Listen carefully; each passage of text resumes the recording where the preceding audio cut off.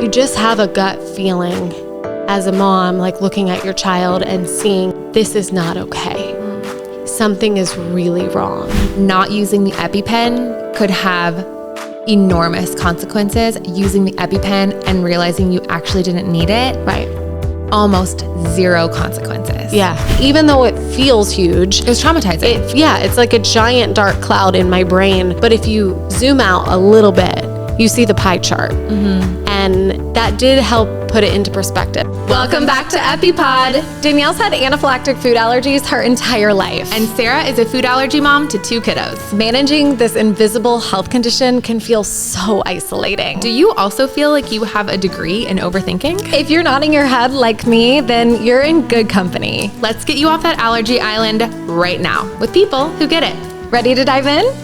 Today, we are talking about the aftermath of anaphylaxis, which is a place nobody really wants to find themselves in. Yeah, and it's super fresh for you and for your family.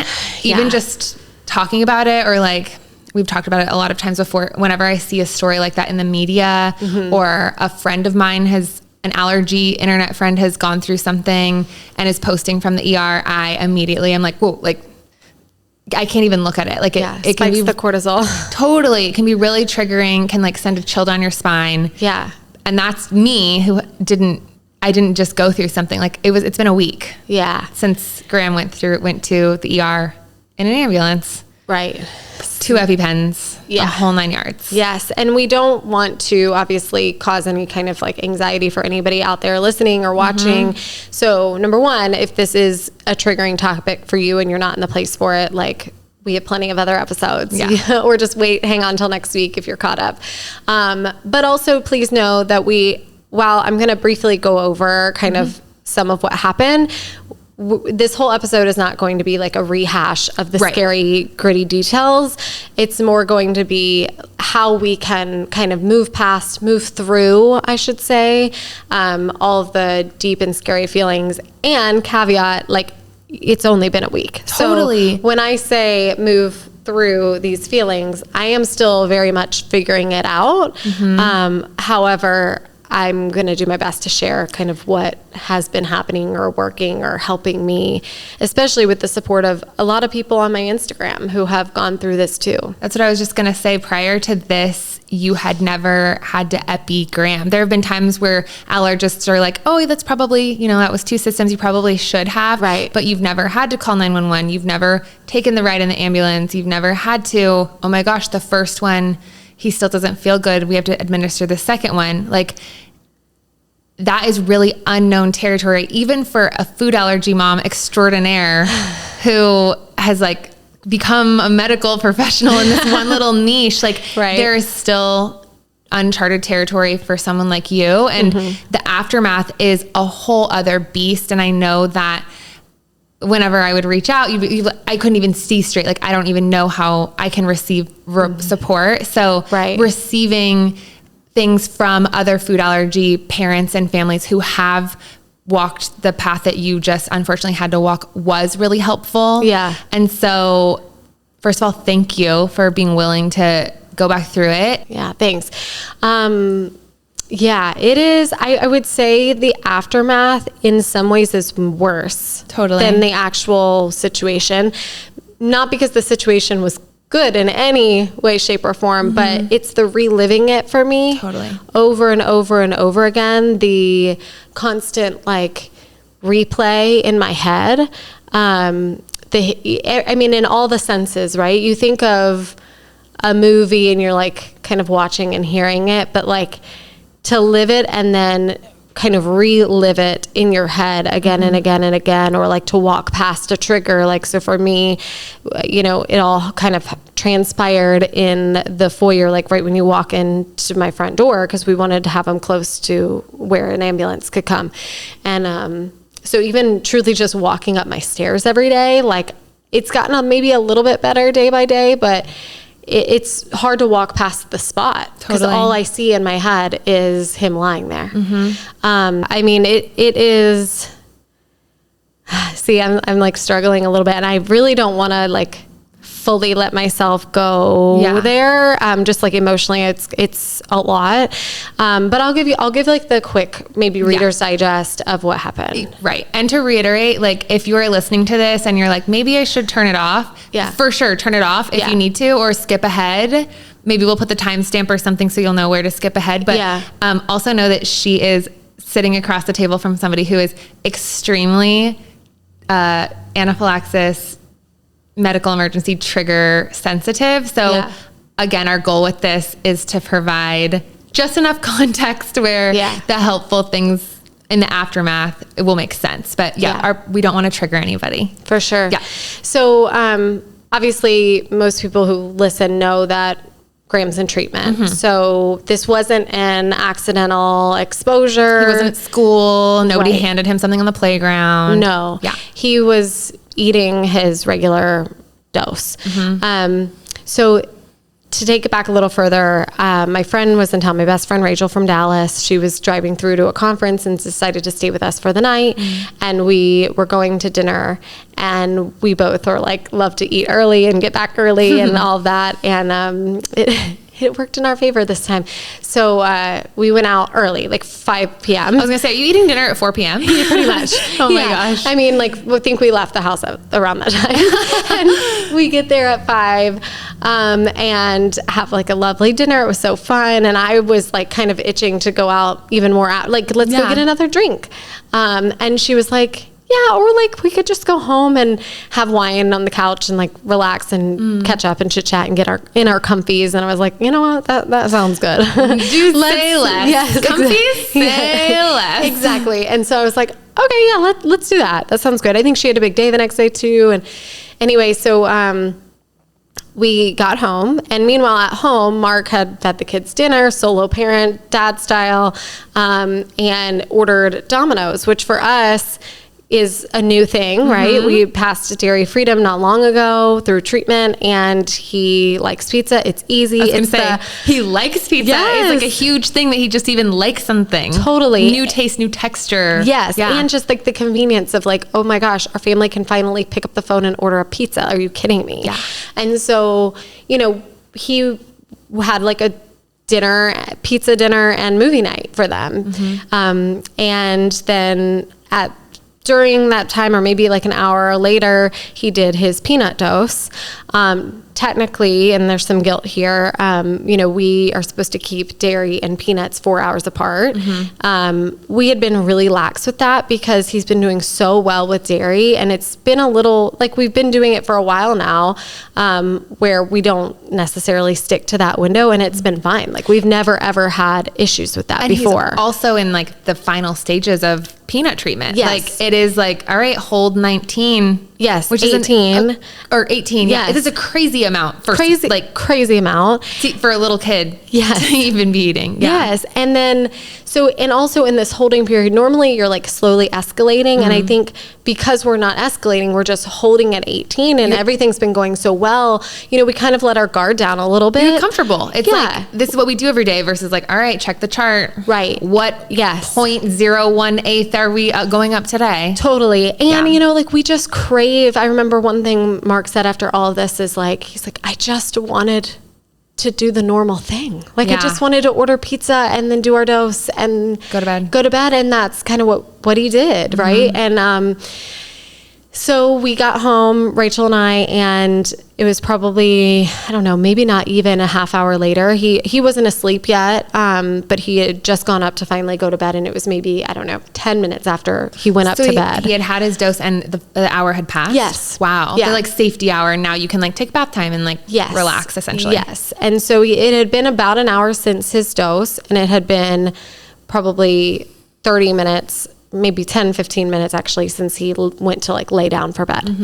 And then all of a sudden we are sitting on the couch, the three of us, and we heard like coughing and kind of like crying and, you know, something wasn't right. But initially we weren't even thinking reaction because Graham in the past has had these breathing episodes related to his tonsils where he wakes up, and it is terrifying. He does kind of sound like he's struggling to breathe, and yet there are no other symptoms, right? So we know that this is probably not allergy related. Like this, it must be a asthma breathing situation. Correct me if I'm wrong, but there was one time where you had to have him like standing in front of like an open window or like the freezer or something. Yes, because they say that can help like open the airways when things are constricted. Like it literally was like an airway problem. And with all his tonsil doctor stuff, like his airway is already like smaller than it should be in a good time. Correct. I could totally see how you're like, oh, this is unfortunate. Like another breathing thing, nighttime thing. Right. And it had been a while. At night. Yes. Yeah. And it had been a while since it happened. And he hadn't been sick. And so he then throws up. So immediately both kind of like spidey senses on us, I think, went up a little bit, but still we weren't like even thinking allergy even then right away, because we were like, okay, maybe he like gagged, he's coughing so much. And so we're doing all the normal things. But at this point, like normally at the 10-minute or so mark, like he's calm. He's back to like breathing a little normally. It might still sound a little raspy, but he's okay. And things have just like de-escalated and it's fine. But if anything, it was ramping up. Like he was struggling more and more, and he threw up a second time. And so like from the time you were sitting on the couch and you heard the commotion upstairs to like now, where are we at? Like probably like 15 minutes or so in. So like we had given it the like 10 or so that we were hoping like this is just one of those normal situations. Yeah. But at the 10-minute when it was only escalating, and then he threw up a second time, and then he started to look really like lethargic, like not like himself. He started to look really afraid. It's hard to describe, and I bet there's a lot of people out there who are nodding their head as they're listening who've been through this, because then it's giving me like a chill thinking about it. But like you just have a gut feeling as a mom, like looking at your child and seeing like, this is not okay. Something is really wrong. And the fear that you see in their eyes, that is so raw and real and honest that you can't not believe it. You can't not know that this is real. And that something really terrible is happening. And so at that point, Mark and I kind of locked eyes and said, like, this is a reaction. Like this, we need the EpiPen. And so, of course, it wasn't in the exact place that it normally is, because Mark had gone hiking, he was out in allergens and things, which we looked back later and they were high that day, his environmental stuff. Right before dinner, they had gone on a little hike. So his allergy bucket was like possibly just fuller, brimming. Yes. Yeah. And so that was a panic moment, of course, like not having them exactly where they usually are, but found them very quickly, got them. And at that point, everything moves really fast, right? Like you're not thinking anymore. You're just like in action mode. We laid him down because I knew that is in things that I've read, and got the EpiPen or the AviQ. And thankfully my friend was there. So she held his legs down because he was afraid. He didn't want it. I mean, he knew. Kid wants a shot. Nobody, right. Mark had him kind of at the chest level, like head in his lap. And I was the one to administer the Epi. I kept thinking to myself in the moments before, seeing in his face, like the face of these kids who haven't made it. The parents who have to share their kids' stories on the internet in an effort to help people like me. And I thought to myself, like, I don't want to start a foundation in the name of my child. Like, I cannot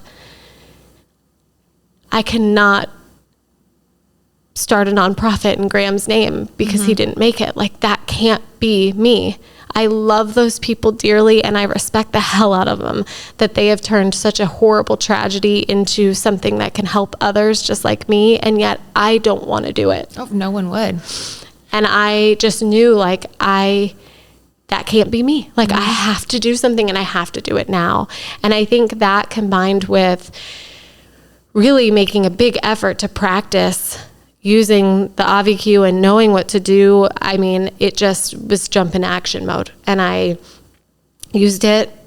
He, I think, started to maybe feel a little bit better, but at that point, Rachel had already been calling 911. It was really nice to have her there because she was calm. They took 9 minutes to get there, which I know doesn't sound like a lot in the big scheme of things, but 9 minutes of... It's a long time. It's a long time, especially when he didn't like fully bounce back right away. And thankfully they arrived. It's a crazy thing to see like ambulance lights streaming through your windows and knowing that they're there for you. And they got there, they, were evaluating his vitals, looked pretty good in terms of like his pulse ox, blood pressure, all of that. And yet he still like it was audibly not like breathing well and not looking really all that great. At that point, it had been 10 minutes post-epi because they got there about 10 minutes later.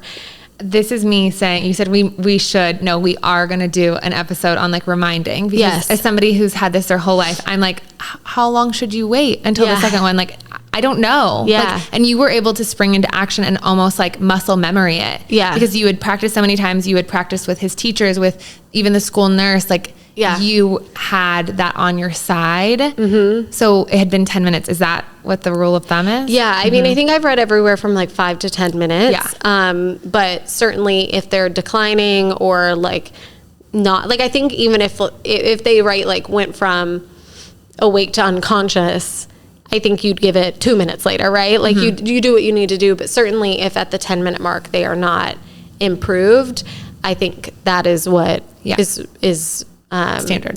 Mm-hmm. And so, and they know that too, right? Like the people who arrive and help you, the paramedics and all that. And so they saw that he wasn't doing great. They asked him specifically, are you feeling better or are you starting to feel worse? Mm-hmm.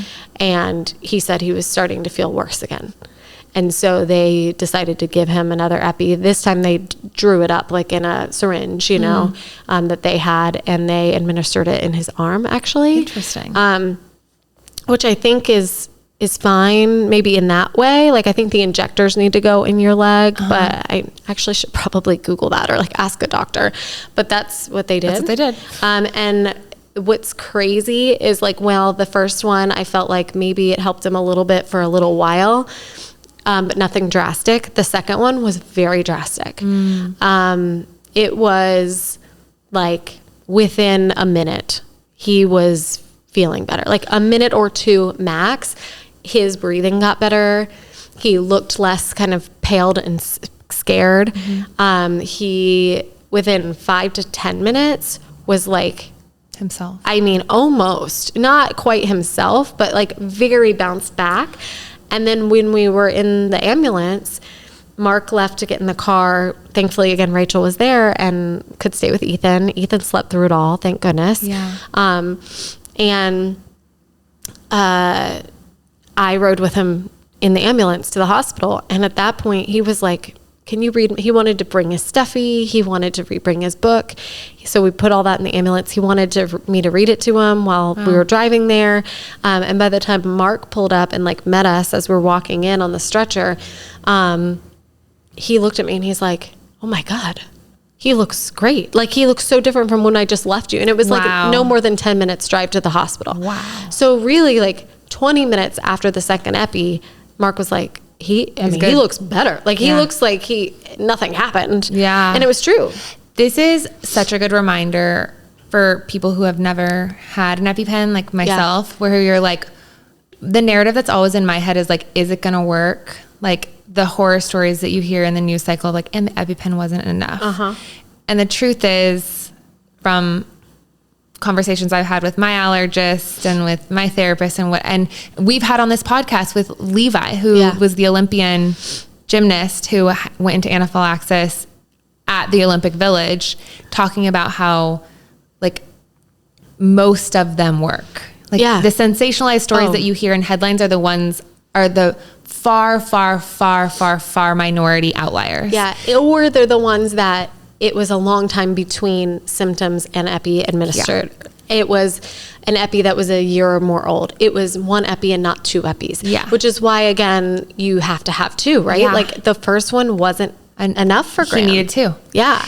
I think that, and also like I used to always be like, oh my gosh, it's an injection. And like Auvi-Q is so much less intimidating because it talks to you. It's little and cute. Yeah. Although I didn't wait for it to talk to me. I didn't even hear it talk. I love that it does that, but I didn't know it was just like boom, boom, boom. Right. Yeah. But the like Teza or whatever it's called, the like traditional EpiPen that's like enormous and scary. Yeah. Looks a little bit phallic. Yeah. Every time I've ever had that one in my purse and I'm like at a music festival or something, people are like, they think it's something else. Right. Anyways, that one like is the one that I carried for years. Yeah. And I remember just being like, you will only use this if it's like really, really bad because it seems so scary and you can see the liquid and the window of it is so like, it's all just really freaky looking. Yeah. And something, at least just for me, Auvi-Q is like a lot more approachable and user friendly in all ways, but something that like rings in my head over and over and over again is what Dr. Silvers, my allergist, always says. And he's always like, not using the EpiPen could have enormous consequences. Using the EpiPen and realizing you actually didn't need it. Right. Almost 0 consequences. Yeah. So that's just always something like, ooh, should I? Like, is it a big enough deal? Yeah. I never have those thoughts anymore. I still, knock wood, like have not had to use it, but that's something that always plays in the back of my head. Yeah. And what's really great and what I think is important to share is that Graham, out of the blue, 0 prompting, told me, Mommy, the EpiPen didn't really hurt me at all. And it made me feel so much better, was what he said. And I was like, okay, that's a firsthand account from a 6-year-old boy. He is no longer afraid of it. And I think he, again, it's a poke. That's what we call it, not, like a shot. In our house, we call it a poke. And it's like, he knew it was a poke. He didn't want a poke, but then he said it didn't even hurt and it made me feel better. And if there's ever a testament to, the epi, it's like, not only did it not hurt, but it made him feel better and he is not afraid of it anymore. That's amazing. And so I think that is something to remember as a parent too, in giving it to your kid. Like, there's no consequence really in giving it to them, even if it's not fully needed. And at the end of the day, your kid probably is not going to be as worried about it. It's not like this traumatizing thing. There are very few silver linings of this whole thing. Yeah. Very few. Other than like, maybe this helps somebody. I know it's already helped me. Yeah. Just being like, okay, 10 minutes. Okay. Like we're going through what happens if the worst happens. Yeah. But like the fact that Graham now is not afraid of something that prior to he was, and that it didn't even hurt him. Yeah. Like it must feel like such a relief as a mom. It did. Yeah, like, it does. Of course you have to use this, but like if that had been a terrible experience, it would have been really hard for the future. Yeah. And maybe we can share this on that episode that we talked about needing to have more like exactly what the steps are with using the EpiPen and how it feels and all of that. But it didn't even leave a mark. Like it was really easy. The best case scenario of what it did its job. Yes. The best user experience. Yeah. So, okay. That's kind of a wrap. And there is I actually think, speaking of new episodes, we need to be writing these down. Yeah. But we need to talk more, and we've talked about it some on this podcast in different capacities, but there was an experience that I had in the ER that was less than ideal in terms of the doctor and the conversation that we had, and basically him not fully, I don't want to say believing me, because at the end of the day, he did say like, you did the right thing. But like, I felt very judged in that moment, in a very vulnerable moment. And from what I've gathered, again, from my small sample size, but pretty significant sample size. Yeah, on my Instagram, is that so many people have had the same situation. When you say, if he did acknowledge, like, you did the right thing, but what are you talking about? What did he say that? So he basically was like, he said a few things that were very incorrect. Things like, well, he didn't have hives, So I don't know that it could have been anaphylaxis. And you're like, you know who also didn't have hives? Let me tell you, the children who are the part of this foundation, because they didn't present with hives. Right. I mean, so many stories from when I shared that on my Instagram page of people being like, oh, mine never have hives. Like they've been in anaphylaxis 3 times and not once have they had hives. Like, wow. So, I mean, and I look, you can Google search it. And they say up to 20% of people have anaphylaxis with no skin reaction whatsoever. Wow. So, I mean, it's not nothing. It's a fifth of the population, like, that don't have hives. So things like that just kind of talk down to you, like make you feel like you don't know what you're talking about as an allergy mom. Even more than that, it's like, hello, like you're the doctor. I'm the mom with a marketing job in corporate America. Right. Like you're supposed to know this. Right. And they don't. I mean, a lot of these people are not fully trained in allergy. And it's not even like your child has like an extremely rare, right. Like only 0.2% of the population in the world have this. Right. Fine. The ER doctor isn't educated. The millions of Americans who have an anaphylactic food allergy. Right.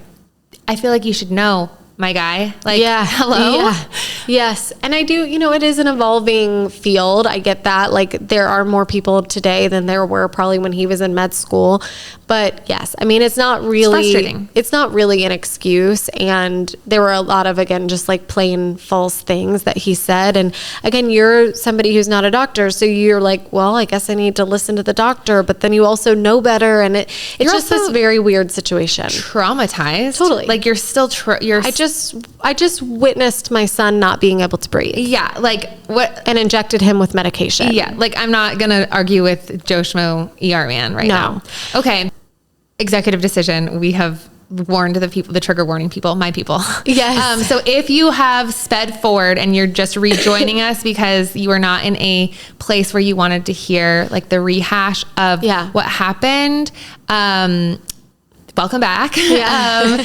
And the TLDR was that Sarah's son had to go to the hospital for anaphylaxis. And so let's move into like so many people DM'd you and texted you and reached out to you, just allergy moms who had been in your shoes and offered help when you felt like you were underwater. Like, talk to me about any sort of things that you know now that would have been helpful or that are encouraging if me or any other food allergy family finds themselves in these shoes in the future. Yeah.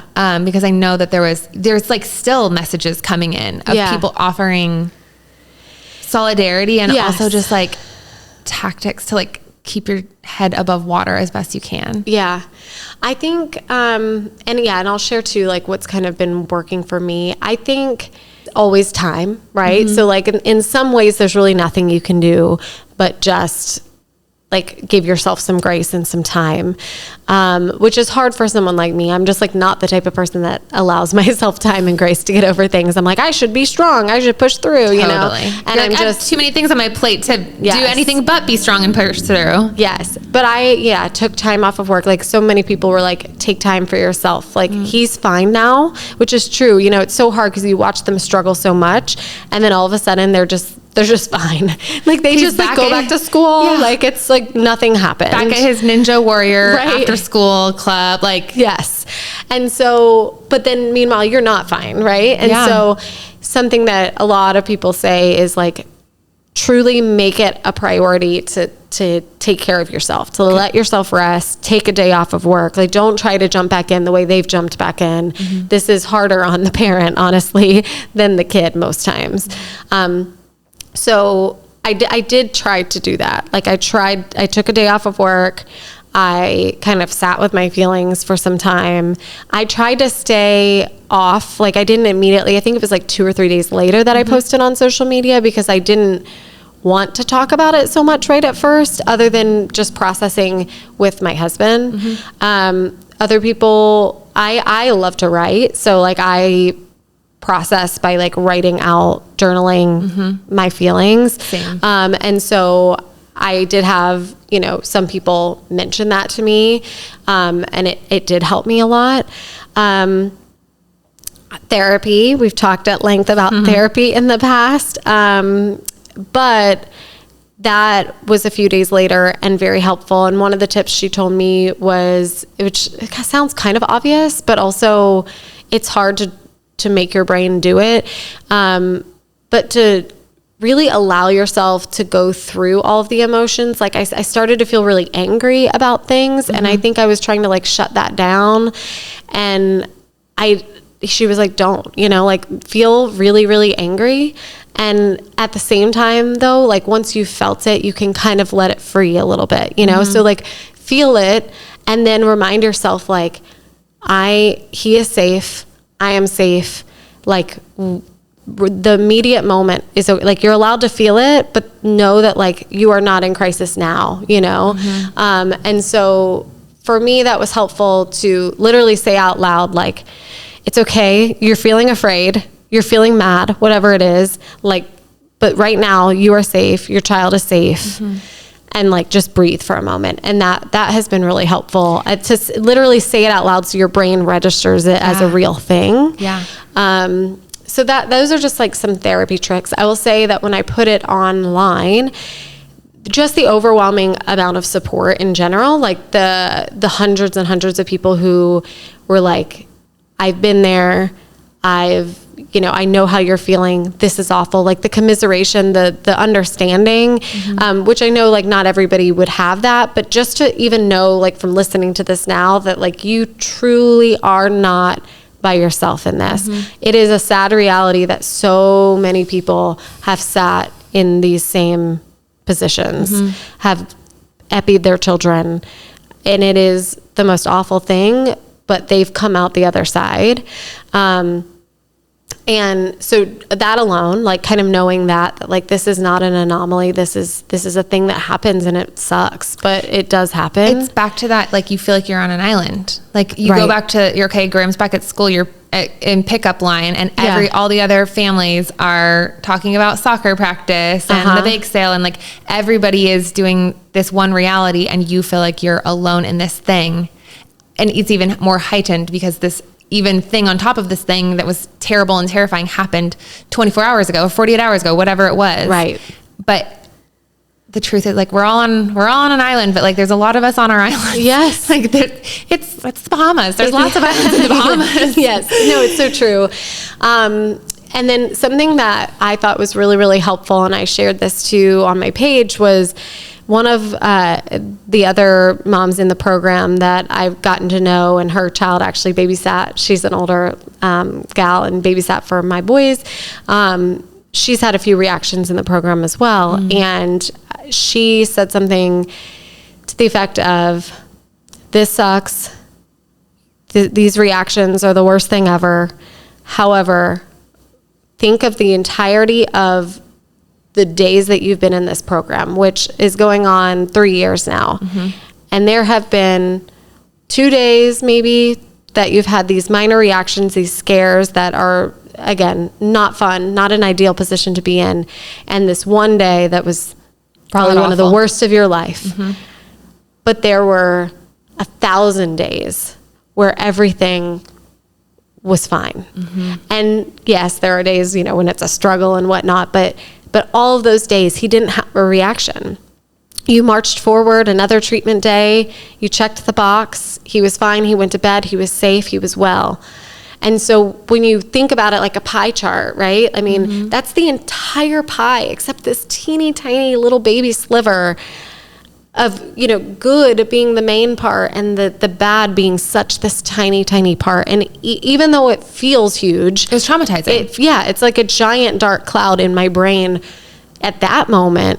But if you zoom out a little bit, you see the pie chart. And that did help put it into perspective. And it's not toxic positivity necessarily, because sometimes, you do want to feel like, no, this shit sucks now and I want to feel it, and you should and you can. But when you can take that step back, see the big picture of the reality of things, which is that on most days he's been just fine. And I think that was a really helpful perspective as well. Just like, as you're saying this, I'm picturing my own pie chart of my treatment journey, which is quite the opposite of you all's. Yeah. And it was like, not going to the hospital, but it was like ruined my day. Yeah. Every single day. Yeah. And so talking about like zooming out and looking at the pie chart, if you're somebody who's on the fence, or, you know, whether you've had one bad day and you're like, this isn't worth it. It's like, well, zoom out and like look at the pie chart. Yeah. And then ask yourself that question when your nervous system has regulated a little bit more, versus me, who I'm like, I had arm wrestled for months.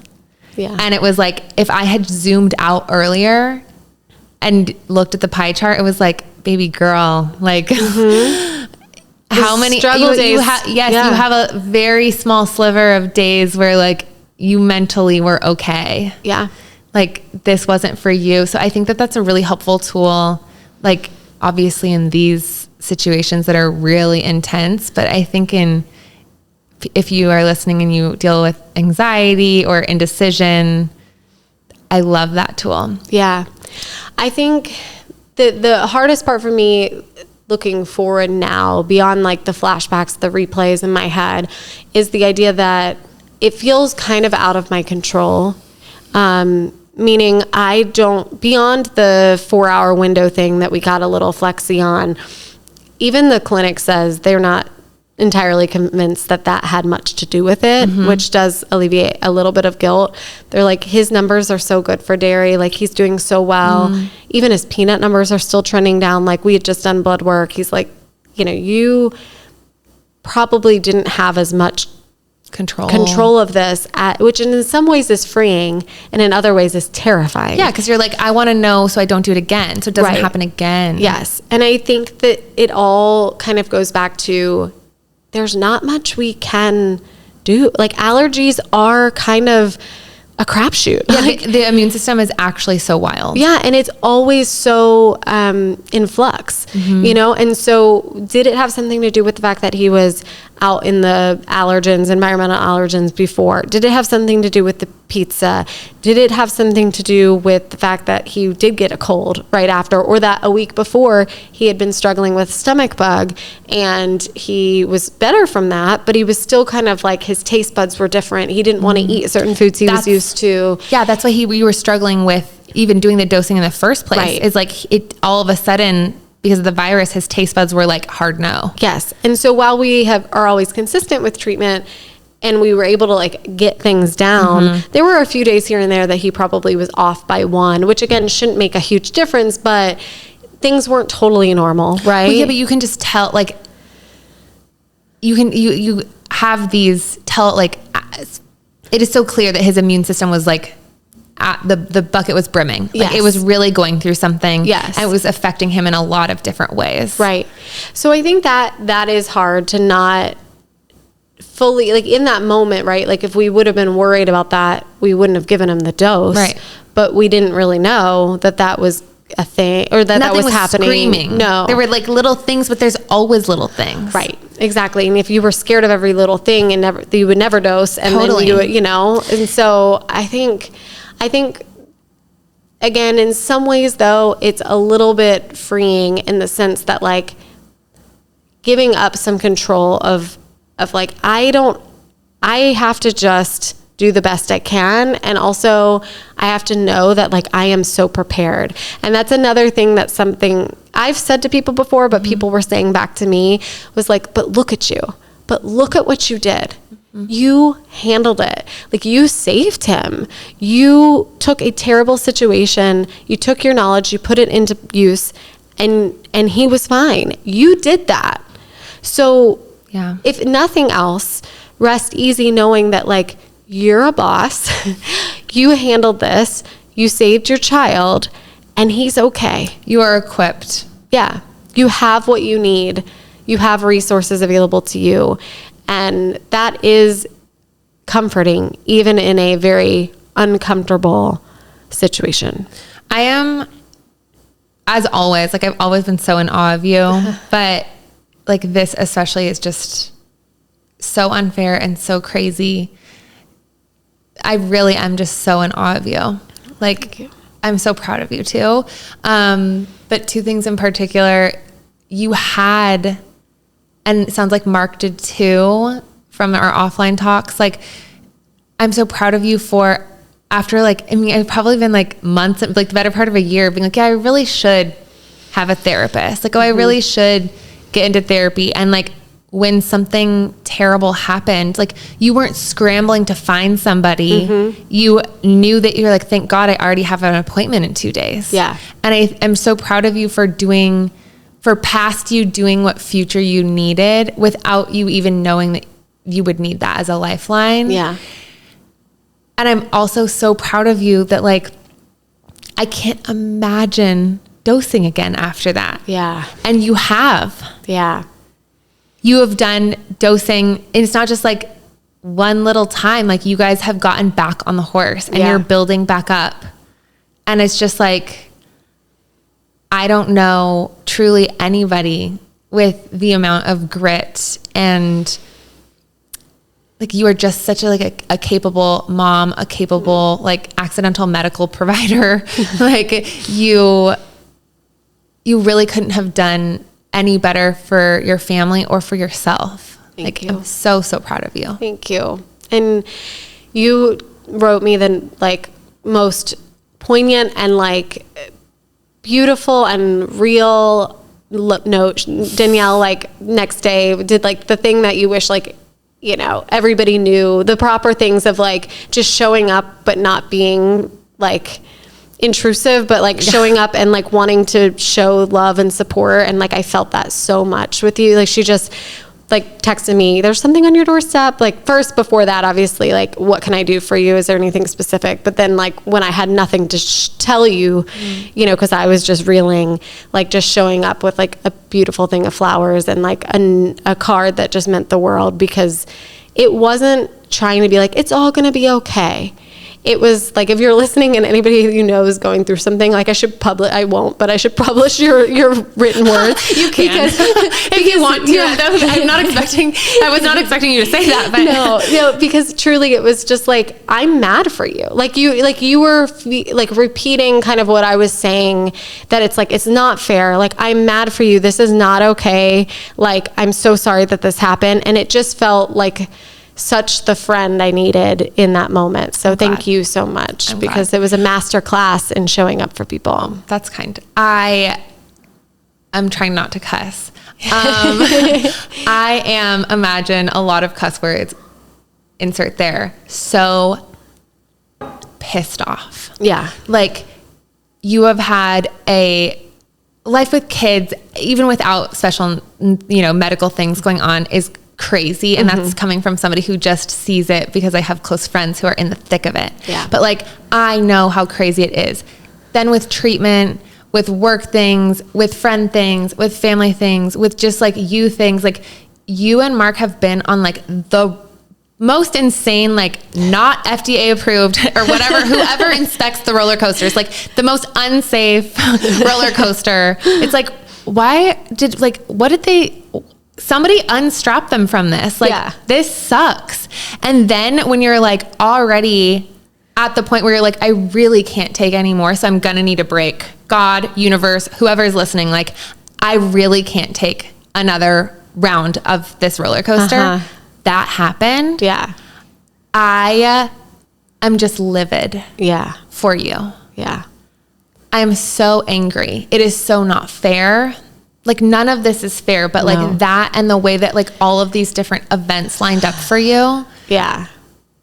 I don't know how you're still like walking.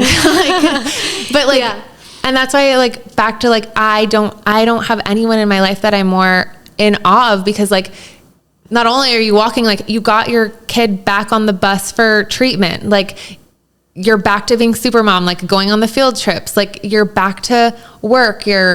Also, I walked in today. If you're not watching, like go to YouTube. She's wearing this like stunning top, and her eyes, I was like, hello? Like, is this AI? Like, she's so beautiful and put together. And I'm like, how? Oh, thank you. I don't know. You really are superhuman. And I know like that is just allergy mom things. There's a lot of super moms out there for sure. Like being asked more than what's like humanly possible or fair. It does feel like that sometimes. It does. Yeah. And I think like admitting that, and And giving yourself that pat on the back is kind of important. Like, I don't do it very often, but sometimes, like, when I hear you say it, I like think to myself, like, you know what? She's not wrong. Like, the cards lately that I'm being dealt have not been super easy, and I've done a pretty decent job of handling it. So, like, I should be like, yeah, I am like a superhero right now for my family. Like, I am doing as best I can, you know, and like that should be enough. And they're not even like, I think like sometimes those are the most insidious cards, like the ones where it's not like, oh my God, I got into a terrible car wreck. Like obviously you're in the, you know, like your leg is broken in 500 places because you got in a car wreck. Like that's very public facing, but it's the like, not just one card, but multiple cards where you're just like, this isn't something that like you would even talk about with most people. Yeah. Like death by 1,000 cuts. Death by 1,000 cuts. And then you pour not just salt in those wounds, like you got acid poured in those wounds. Like it is so unbelievably, I was just like, I'll cuss. What the fuck? Like I was literally like praying. I was like, God, like this isn't fair. Yeah. Like you can't, like you have got to throw these people a bone. Like this is not fair. Like this is not okay. Yeah. I have one little thing and then we will wrap. Go. Yeah. We'll go do something to, I don't know. Cheer us up. Yeah. I was talking to my cousin on the way here and she's like, whoa, that's really heavy. What? And I was like, yeah. And then I'm going to go home and for a late lunch, I'm going to have a big bowl of soup and a big glass of wine. She was like, how European of you. I believe it was Elizabeth Gilbert, who is one of my favorite authors.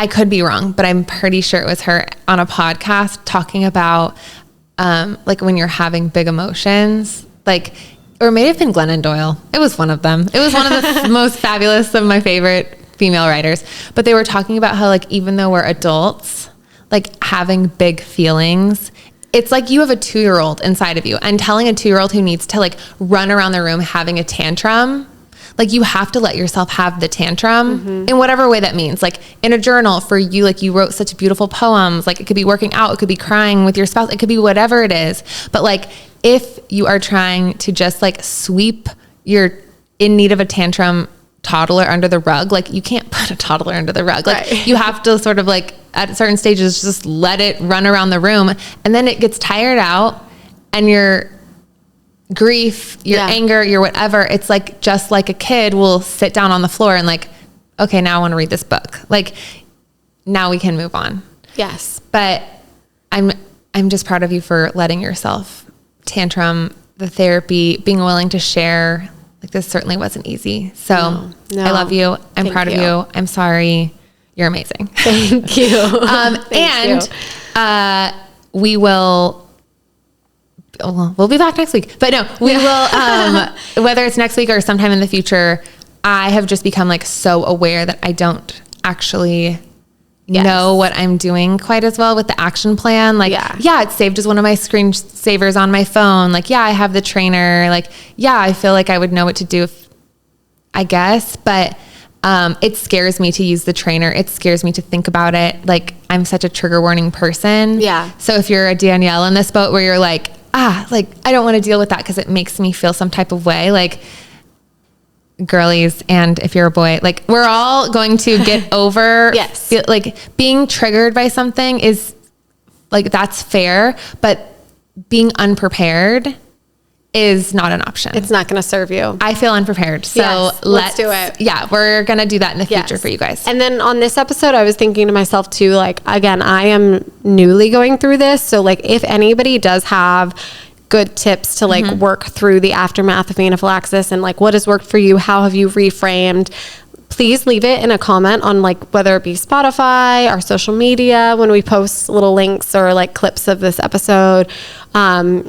But like reviews and comments could be a great place to, or like on YouTube, there's a bunch of comments on each of the videos. That would be an awesome place to help other people by sharing kind of what you've gone through and what's helped you. Yeah. There's like articles, books, podcasts, what have you. That would be so appreciated. That's like what we're doing, why we're building this community. Yes. Okay. We gotta go. Bye. Yes. Bye. Have a good week and we'll talk to you soon. Yeah. See you next week. Okay.